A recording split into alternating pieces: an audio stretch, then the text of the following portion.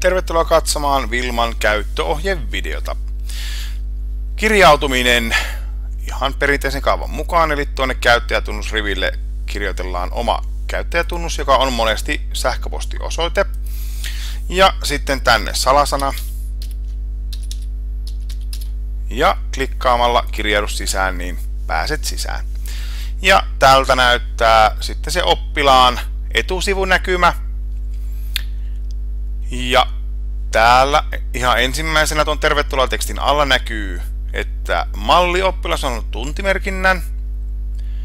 Se voi olla unohtunut läksy, se voi olla myöhästyminen tunnilta tai muuta vastaavaa.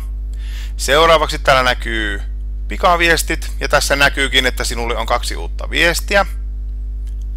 Seuraavaksi tässä näkyy noi opetettavat aineet sinä vuonna.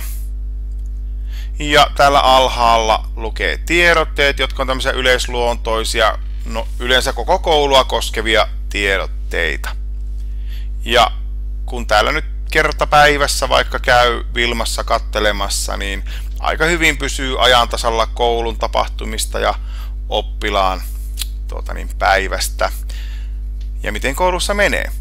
Ja tärkeä asia nyt näistä ilmoituksista löytyy täältä oikealta. Täältä löytyy ilmoitusasetukset.